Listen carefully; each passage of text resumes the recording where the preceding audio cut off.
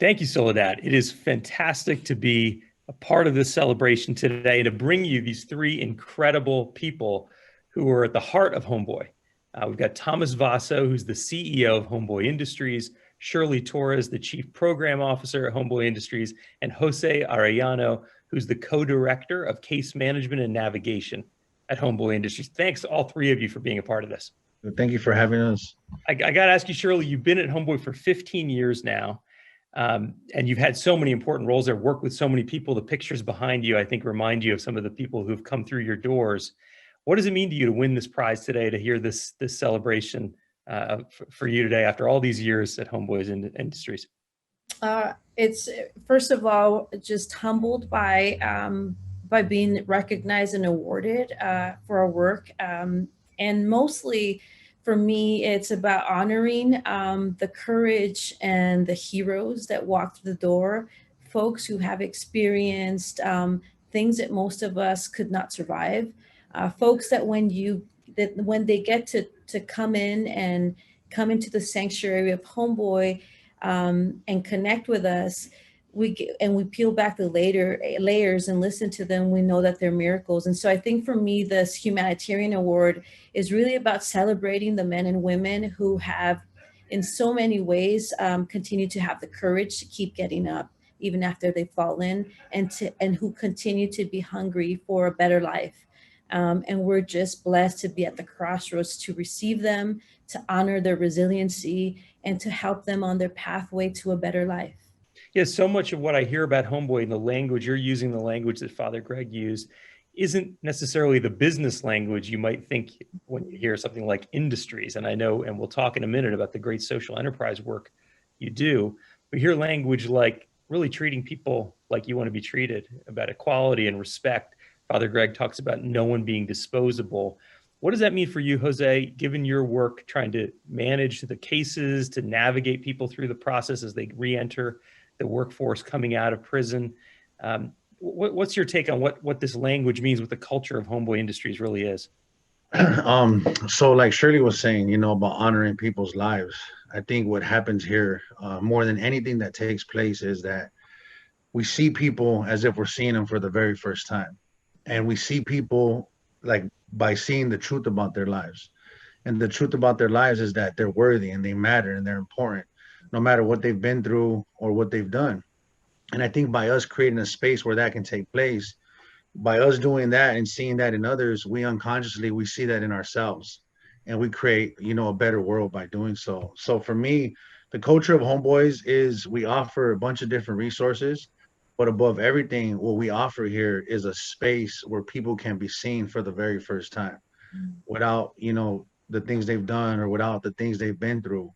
And for me, that's what happened to me here. And I think when I started to see that, because I seen myself in a certain light once before, and like here being at Homeboys and having Father G tell me that I was worthy or that I mattered or that I was important, and having Shirley Torres tell me that I was somebody, it made me start to realize that I was somebody and that I did matter and that I was important.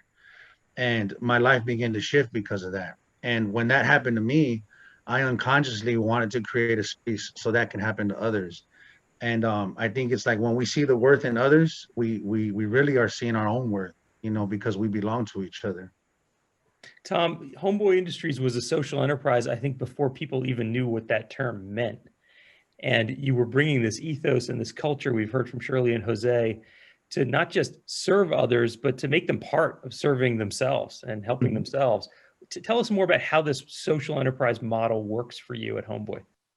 It certainly works much different now than it worked early in those first years when Greg opened that first social enterprise, the Homeboy Bakery. But just as both Shirley and Jose has mentioned, what we're really about is helping people heal. And our secret sauce is that we love people, we don't judge them, and we give them their first chance in life. And our businesses are an important component of making all that play out, in that, they get a chance to have a first job, a good job, a job that's worthy, a job that has dignity to it. And they work on themselves at the same time. So what's so innovative of what Father Greg started all those years ago and we're still doing today is that, with jobs, but really about healing people, combining all that together enable someone to move their life forward. And it really is very much of an innovative concept of seeing people that they are worthy, and leaning into the goodness of that everybody has in themselves, and allowing them to kind of blossom and to grow through that in one organization along the way. So that's what our social enterprises mean to us. You're right, we use the word industries, but we're really a human services organization that help people. And in that, we run businesses that kind of is another tool in our toolkit to help people move their life forward. For me, I think the language you're all using is so inspirational, in part because it's such a contrast to the division and the challenges that we see in America and around the world today. You've got the climate changing, you've got this pandemic. That's one of the reasons we're all doing this virtually. You've got massive inequality happening around the world where you're based in Los Angeles, homelessness, and in so many other communities. When you look at all those challenges, all those problems, where do you think Homeboy Industries and what you do and what you have to offer, your message, where does it sort of fit in? Maybe Shirley, I can start with you. I believe really that we're a beacon of hope for the city of Los Angeles, for the nation, for the world. Those issues that you've raised are not new to Los Angeles. We know that 30 years ago, Homeboy Industry started with a prayer during the Decade of Death, because we know that that it was impossible for us to incarcerate our way out of injustices, and that gang membership was really a symptom of the lethal absence of hope that young people were facing in their own homes and in communities that were essentially demonizing. And in my work experience here, I definitely learned firsthand early on that there was definitely systemic issues around this idea that we have to protect the good kids from the bad kids. And what Homeboy and what I think we stand for is the idea is that these are all our kids, and that there's no such thing. And that all of us have, if given the opportunity, have the opportunity to rebuild and to help and to really allow people to feel their worth and re-identify with the world, who folks are. And so I think for us, these issues, again, for 32 years, we've been at the crossroads of life and death. And I think that we know that the vision still has its day. We know that the day will come where we're committed to change the outcomes, specifically for young boys of color who are at the highest risk of being incarcerated, joining gangs, and dying. Jose, I was reading in your bio that as a young kid, you were in the Gifted and Talented program. You grew up right in Los Angeles, but then your life took a different turn. And you were saying earlier that you can understand, you bring the expertise to your work of having lived through this yourself. What is it like for people watching this who might not be familiar with Los Angeles? They might not really understand what gang culture is, how big this issue really is for young men of color and others. How can you describe maybe the scale of this challenge and what it's like to go through it as you have yourself? Yeah, so for me, just looking back as a child, as a kid, I didn't want to be a gang member. That was the furthest thing from my desires in life. But my circumstances were my circumstances. And growing up, my mother was a gang member. I didn't know who my father was. All my uncles, all my male role models were all gang members. My cousins, we were all from the same gang. But growing up, I was in the GATE program, Gifted and Talented Education. I was in a marching band. I played the trumpet, and I loved school because I hated being at home. I just didn't like being at home because of everything that home was, which was, alcoholism and drug abuse and a lot of violence. And, now that I look back, mental illness, and there was nobody coming to save us from that. So, I would go to school, I would get myself ready for school, go to school. And I would also, after school, I would just hang out in the streets because I just hated being at home. But as things get progressively worse, and in houses like that, and my mother, got addicted to drugs, we got a lot more poor. Our lights were getting turned off, we were getting evicted, we were moving a lot. And my mom was addicted to methamphetamine at the time, and my house was just a really negative place to be. So I would always try to be somewhere else but home. But I think looking back at my circumstances and looking back at so many other circumstances and people that we work with now, and now we have a youth program, and seeing people's circumstances, I really think that some of these stories are inevitable. And because these circumstances are so dire, and so depressing and so hopeless, we're gonna have a lot more, like Shirley was saying, young male boys of color that join gangs, or that end up in a hopeless state and end up committing crimes. So just hearing like Tom and Shirley talk about inclusion, and what really began to reshape like myself and how I see things, was being a part of this. Like not only like getting the help and services here, but also like having a stake in it. Also having a seat at the table. Being a part of the greatness that happens here. It gave me a place and a purpose. It gave me a place to heal, but it also gave me a purpose to live and to invite others into that type of life. So, being here is the honor of my life. It truly is. Well, it's a real honor to have you in this discussion today, Jose. Tom, I want to turn to you because Jose and Shirley have both pointed out that there isn't one simple solution to these kinds of systemic problems. You can't just go in and educate your way out or incarcerate your way out. You've got to do this other kind of hard work, building a community. This is something I think is pretty unique to Homeboy Industries. And maybe it's hard to even communicate when you're talking to government agencies or foundations that want to fund you. How do you describe this approach that you're taking, and why is this the right way instead of doing things like educating or trying to incarcerate your way out of the challenges that we just heard? Sure. And it's about radical kinship is what we also say when we talk to people. And so what we describe to, funders or government agencies is that it's a holistic approach. It's about helping people heal. It's also giving them those skill sets. I come out of the business world. And so in a crude way of business verbiage, it's like for folks that society think are unemployable, we enable them to become employable. And really what's behind that is we help them heal and help them become resilient and help them see their goodness, and then make sure their families are successful as well. And so the way we try to describe it is it takes a full effort. It takes an effort of people who sort of walked in that lifestyle, who know how to mentor and get people men and women out of gang life and life of crime. It takes the professionals of mental health therapists and doctors and educators to kind of fill in what they didn't have for the rest of their life. It takes kind of the working businesses of here's how you work, here's how you engage customers, here's how you move forward. So it's that completeness that takes place, and it takes place over a long period of time. People are with us for around 18 months. And so transformation doesn't happen overnight. And that's one of the big messages we try to get across.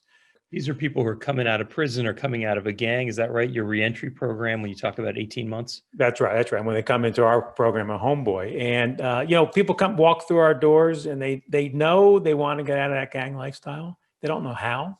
We help them, and we help them transform their lives into something that's much better. One of the things I noticed on your website is this idea of tattoo removal. I've seen, Shirley, in some of your work, this is something you worked on in the past. Maybe you can explain it for those who aren't as familiar with gangs and with why this matters. Why is this something that you offer as a service in your community? Why is it important? As Tom has described, I think it takes a complete, and Jose has described, we offer every resource imaginable of what it takes to transform your life. And so everything here is about doses. There's not one prescription. Every single service imaginable, whether it's tattoo removal, employment services, case management, mental health, everything we offer here under one roof has really been born out of one of our folks who have said, this is what I need to transform our lives. And so for us, whether it's tattoo removal or again, one-on-one peer mentorship of someone who needs to be guided and how to really move into their healing, it really is been born out of that, and it's an option. And our population hasn't always had an option. They haven't had an exit ramp off the revolving door of incarceration and violence. And so when they come through the doors, our team understands that folks have been operating from fear, that the tattoos and the characters that they've developed have really helped them survive the streets and that life. And that's very real. And that they need to, in some ways, to teach us about that. And part of this sanctuary that we offer and this space that we refer to is really about offering folks an option and a safety that they haven't been afforded in their lives.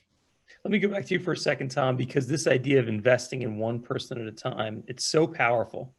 Right. But you can see people watching this who might say, but how do we scale this? You know, we've got problems in my community and in my country.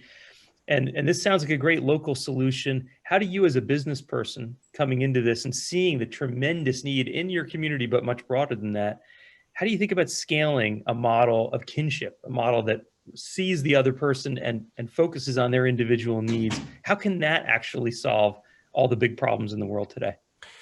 Yeah, you know, the funny thing is, you're getting a business guy giving you this answer is, it doesn't take money, essentially. It takes the mindset shift.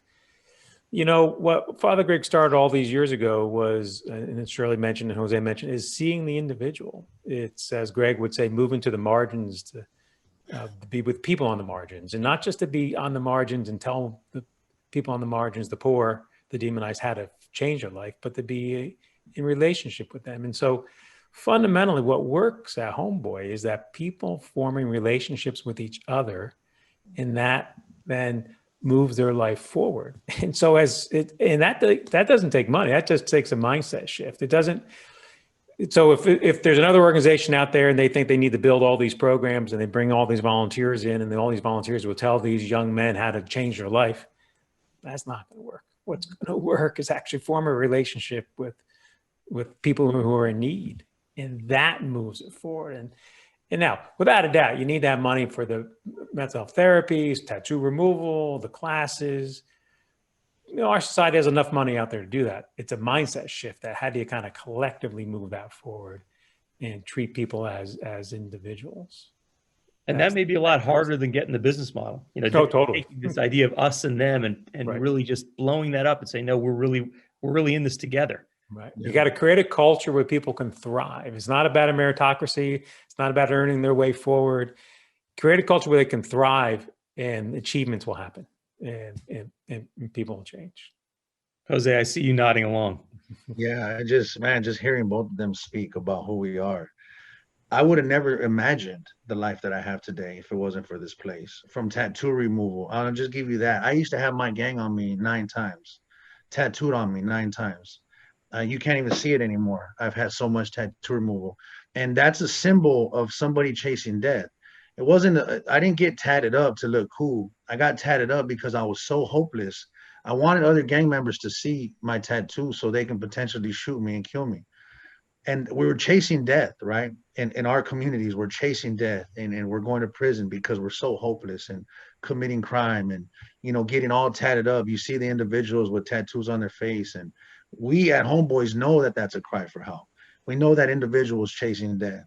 And then we get to see the other side of that coin when they come through the doors, like myself, who doesn't have any of that no more, because now I'm chasing life.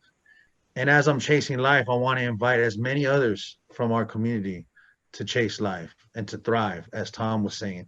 You know, and I think us going through everything in society right now, to Tom's point, is it's not about just helping people. It's about being with people. You know, it's about knowing people and them knowing you. You know, I noticed on your website that I think it's 80% of the people you serve don't have a stable place to call home, which has got to be particularly tough during a pandemic when we're all told to stay at home. What has it been like for your community, and what are your plans going forward to try to address that as an organization? Maybe I can go to you on this, Shirley.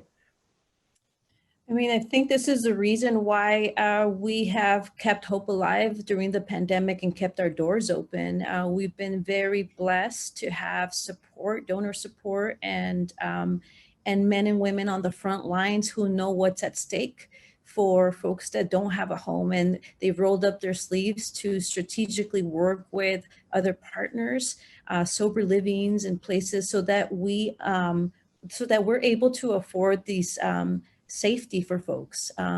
We understand at Homeboy that if people don't know where they're going to lay their head and how they're going to eat, then we don't have a chance to help them move out of survivor brain, that their backs are against the wall and they are so busy scanning the room for danger and how they're going to live the next day that healing then becomes impossible. Then rebuilding your life then becomes impossible. And so our teams have rolled up their sleeves to keep our doors open. We know that folks are being released at high numbers from different detention facilities during this pandemic. But we've been able to mobilize and to find those resources for our community right now. And Tom, you've got some big plans around this. Tell us where you're going to take Homeboy Industries to try to address this particular issue of people needing a stable place to call home. Yeah, and without a doubt, what Father Greg figured out, and it seems so obvious, but he figured out this over 30 years ago, was to be able to get somebody to come out of gang life, you got to get them enough money so they can provide for themselves food and shelter. Because if you're not getting them money, then they're going to be running with the gang to find that money, right? And so fast forward all these years later, the core part of what our Homeboy program is we do compensate our folks to be with us all day long. So we want to get them enough money so they can buy food for themselves and they have shelter.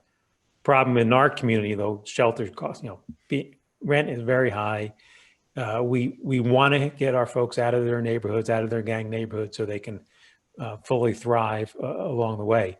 So one of our visions going forward is we want to build transitional housing. We, on a block just south of us here in Los Angeles, we have plans to build out a 148 bed facility that would provide transitional housing. So while someone's in our program for those 18 months, they can have a safe and clean, sober living type place to live. We know what it takes to serve gang members along the way, and now we want to provide shelter for them as well.